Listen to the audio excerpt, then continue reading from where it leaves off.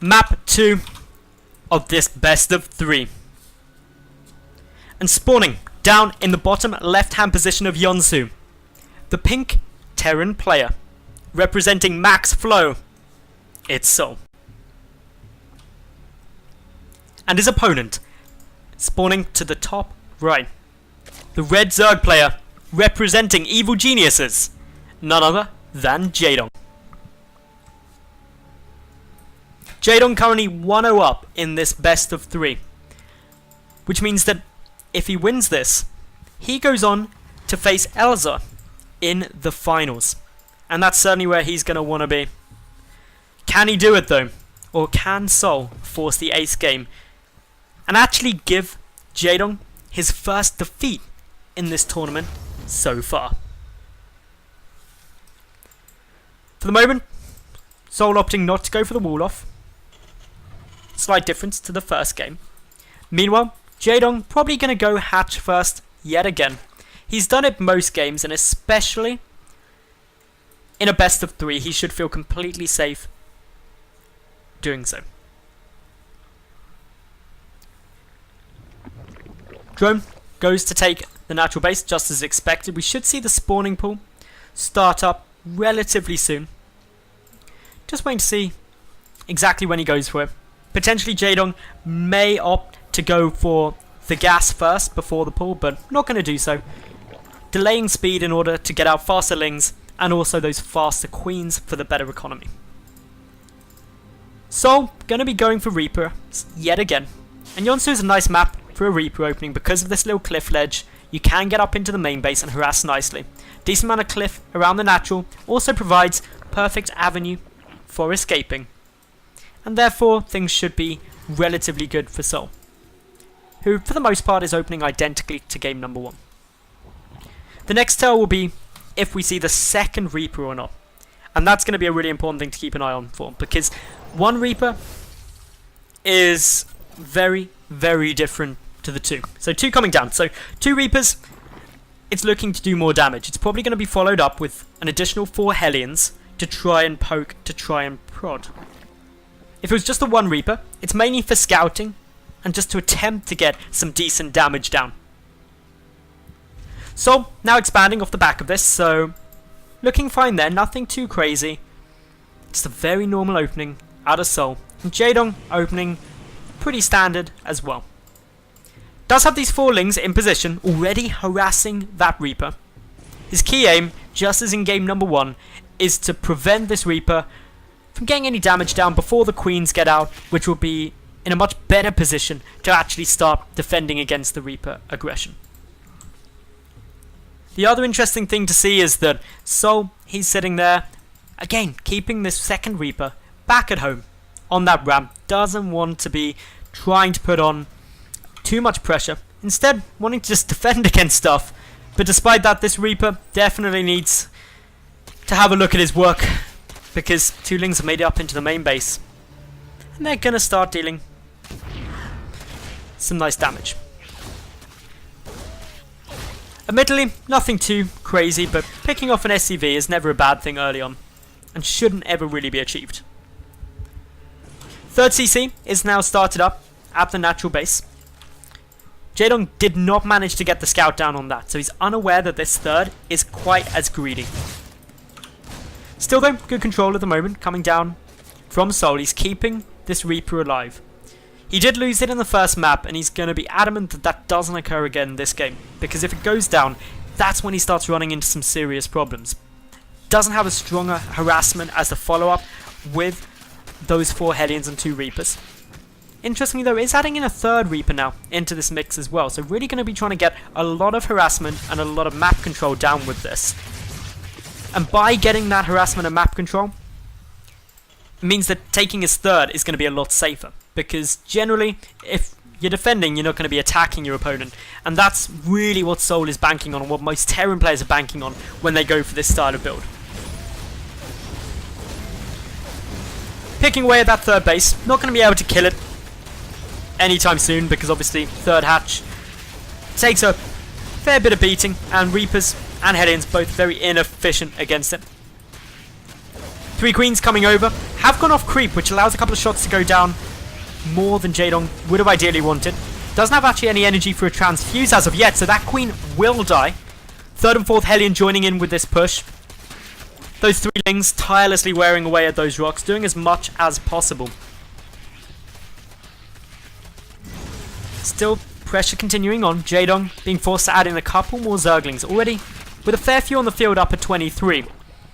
Doesn't want to take any damage from this if he can avoid it.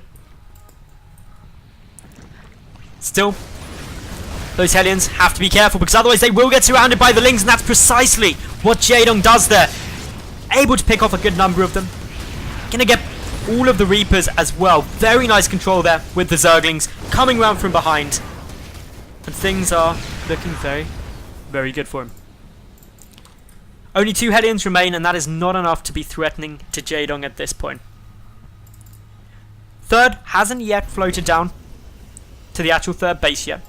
souL instead keeping it as part of that wall off to make sure things are nice and safe. He can't get attacked by a Zergling Rumba or anything like that. But Jaedong in no rush to try and take down his opponent, just happily knocking out these rocks, adding in the Baling Nest, which is a variation from game number 1. And of course, getting that Baling Nest earlier means that he can deal with the infantry quicker, but he's going to get the Mutalisks later as a result. Scouting Overlord going to get taken down. Jaedong, fine though, he's got a fair few still in the bank, so not going to get supply blocked or anything like that. Still, we've got everything looking fairly safe for Jaedong. Adding in that Spire now is going to be going up into Zergling, Baneling, Mutalisk yet again. Those Hellions attempting to push back creep, but not really much they can do with just the 2 of them. Not worth spending a scan to push it back at the moment, especially when Jaedong has just so many active creep tumors on the map. Pushing down the center, also pushing around the left, taking up these rocks, preparing to secure up a 4th base. Got the macro hatch on the way down. Meanwhile, souL, he's got the 1-1 upgrades, about 2/3 done, adding in the armory as well to start 2-2 up. First few medevacs hitting the field, and his third has now been secured, and the first few SCVs mining there.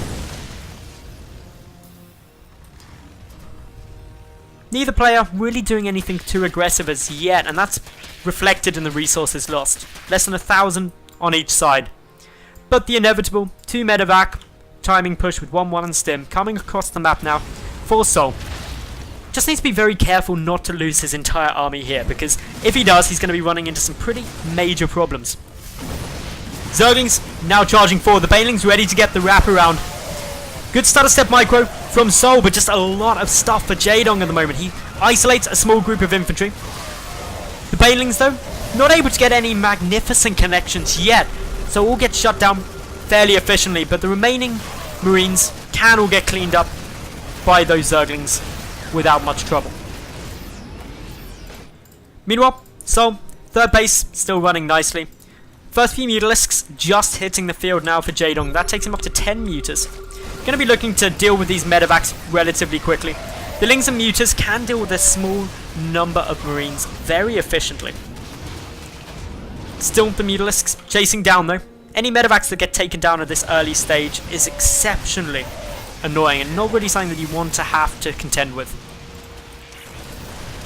Down goes. A couple more medevacs, a few more getting very low on HP. souL having to go into a full retreat. Getting up into that bunker just to try and survive this onslaught. A couple of Widow Mines do blow up. If they get some big detonations, it could be huge, but nothing massive. Jaedong breaches the natural base, continues this push forward, has the 2 Overseers now to grant detection in order to pick away at any more Widow Mines, and souL is starting to lose a couple more SCVs. A lot of damage coming through, and Mutalisks are able to start really working through the worker count. This push should be shut out as reinforcements start trickling in, but already some nice damage done. 15 SCVs killed compared to no drones lost. Jaedong is up at 74 drones, he's fully saturated, hasn't started on a 4th yet, instead just starting to raise up that Baneling count, getting ready to continue on with this aggression, and is probably going to be targeting the third base next. souL is very limited in the amount of defense he's got, specifically in the defense against the banelings. Only 4 Widow Mines at the moment. That isn't going to be ideal to try and stop a big play from Jaedong if he wants to go for it. And considering he's already at 13 banelings with 4 more on the way, that seems what he's looking for. souL moves forward, the banelings come crashing through. The Widow Mines not getting any magnificent hits yet, and the Mutalisks closing down a lot of this distance. Down goes most of souL's army. The Medivacs trying to retreat, and that was just a beautiful opening for Jaedong to exploit. souL moving a bit too far forward, and the damage is looking brilliant. souL losing even more workers now. The Mutalisks going head up against those Medivacs and Marines. A couple of banelings detonate in the main mineral line. Zerglings taking down the natural base. souL under half his opponent's supply now. It's looking very good for Jaedong to advance 2-0 in this series. souL just waiting now for the relentless streaming of Zerg units. Jaedong, he knows he's got it. GG, well played. And Jaedong advances 2-0 into the final.